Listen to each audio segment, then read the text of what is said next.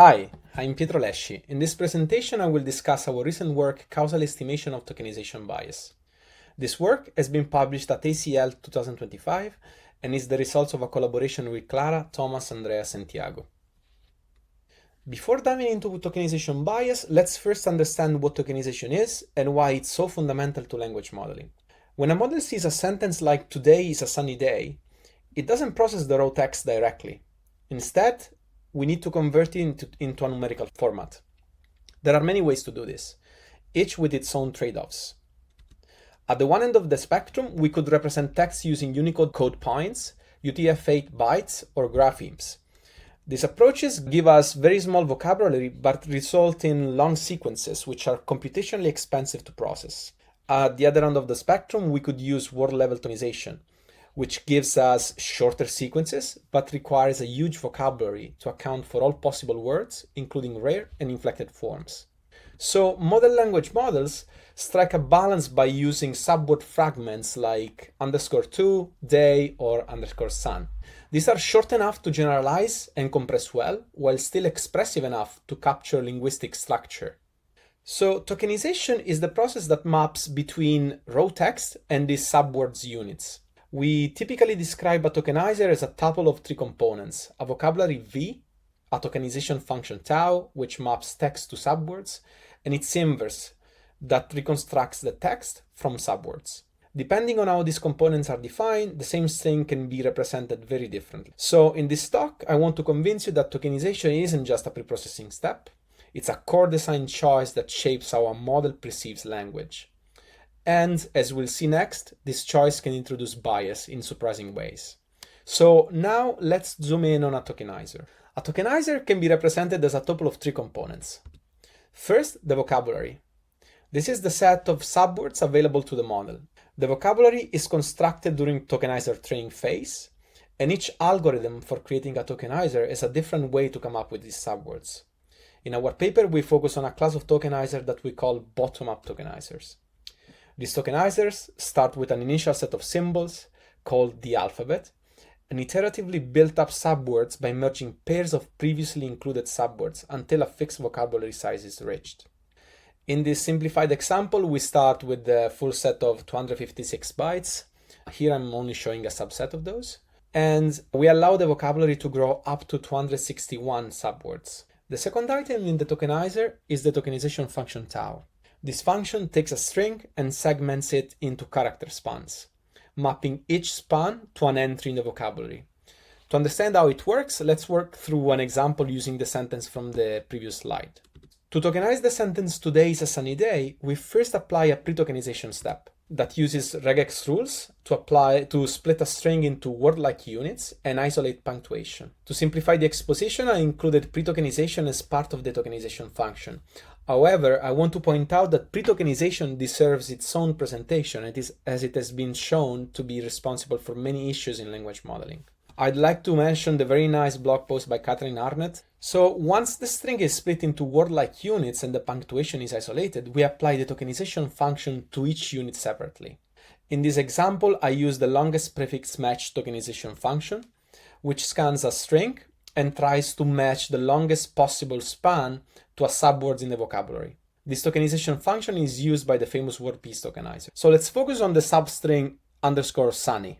The tokenization function scans it and matches it to the subword _sunny in the vocabulary. Note that _sa is also a potential candidate, but sunny is in the vocabulary, it's longer, and so it's the one which is chosen. Then each subword is replaced by its corresponding ID and is ready to be processed by the model. The last item in the tokenizer is the detokenization function that maps sequences of subwords back to a string. This step typically only involves concatenating all characters composing the subwords and deterministically mapping some special tokens. So now that we have defined what a tokenizer is, how it works, let's discuss the relationship between modeling distribution over strings versus modeling distribution over these subwords or tokenized strings.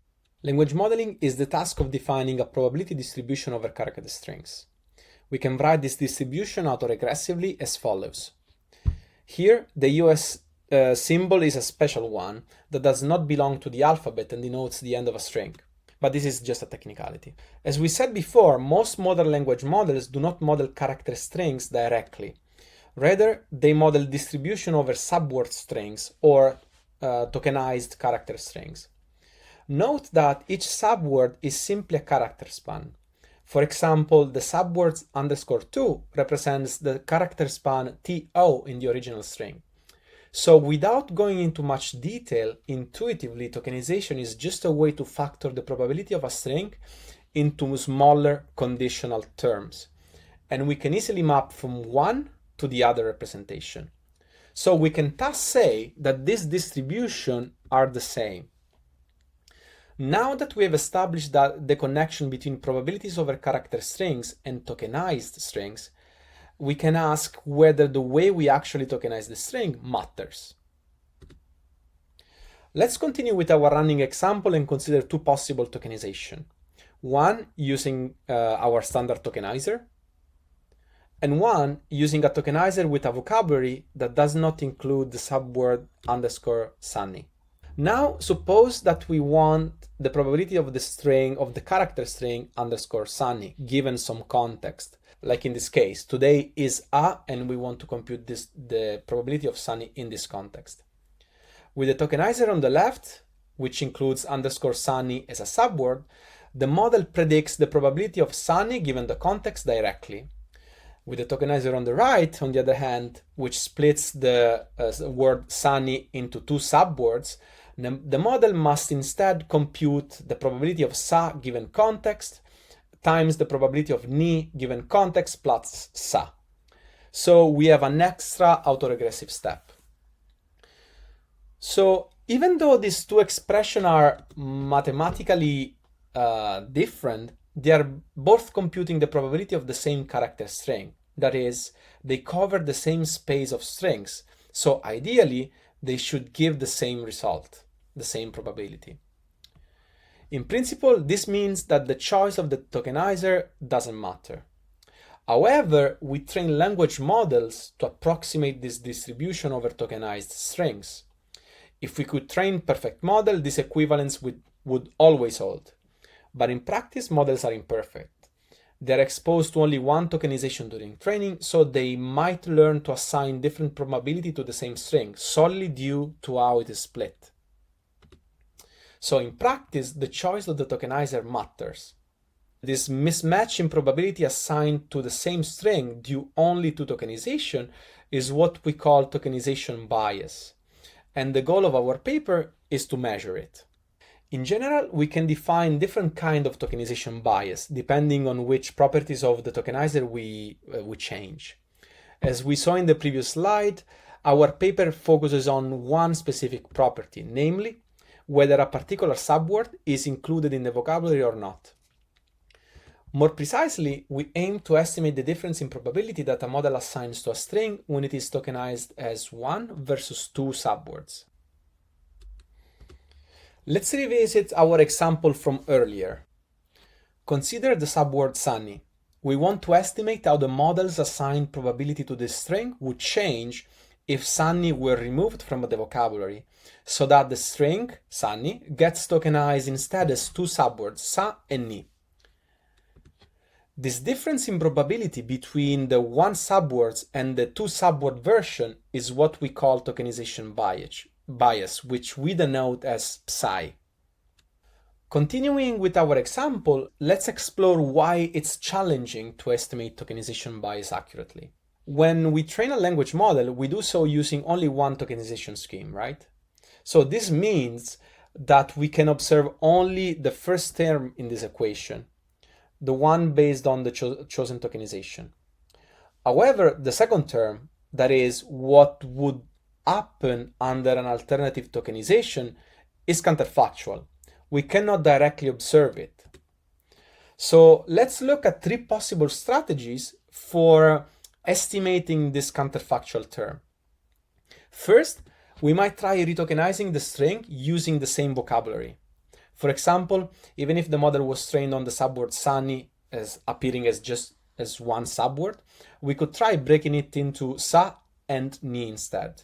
But this doesn't work, as the model only saw the original tokenization during training, so it could assign systematically lower probabilities to alternative tokenizations. Second, we might consider comparing the specific word sunny with another random word that naturally gets split into two subwords. A word like appoggiatura, which might be so infrequent that it doesn't appear as one subword in the vocabulary. However, this fails too, as appoggiatura is likely much rarer than sunny. So the model's probability reflects this difference in frequency, not just tokenization bias. Third, we could retrain the model with a modified vocabulary that excludes the subword sunny, forcing it to tokenize it as sa and ni. However, this is practical for language models. Plus, by retraining each time, we end up estimating bias for the architecture as a whole, not for a specific set of trained parameters. So what can we do? In the next slide, we'll see how casting tokenization bias as a causal effect allows us to use econometrics techniques to estimate it.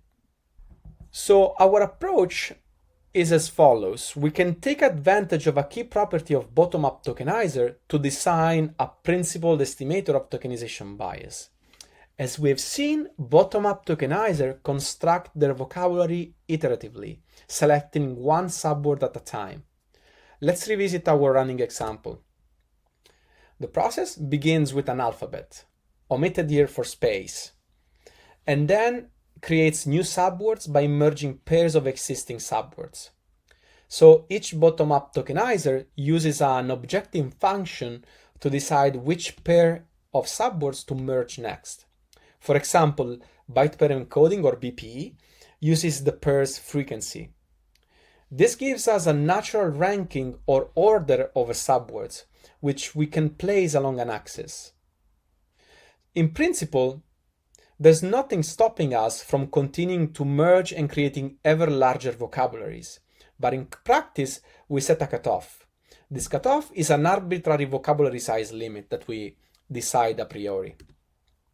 This means that some subwords that could be added to the vocabulary are actually excluded, and so they will be tokenized as two shorter subwords instead.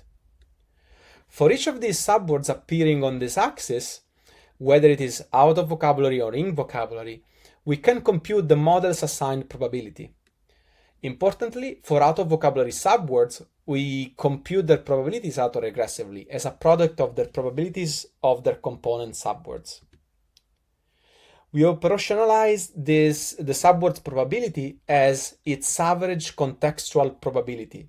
That is, the probability that the model assigns to it across a variety of natural contexts. Now, here's the key insight. If we focus on a small window around the vocabulary cutoff, we notice that subwords just above and just below the cutoff tend to have similar frequencies. So they only differ in whether they are represented as one versus two subwords. So in theory, if the model were not affected by tokenization bias, the assigned probabilities should vary smoothly across the cutoff. So any discontinuity at the cutoff must be due to the fact that one subword is tokenized as a single unit and the other is tokenized as two separate units. Because as we said, they have similar frequencies, so in theory, they should also get assigned similar probabilities. This is the intuition behind the regression discontinuity design that we use. So by treating the vocabulary cutoff as a threshold, we estimate tokenization bias as the size of the probability gap at that point.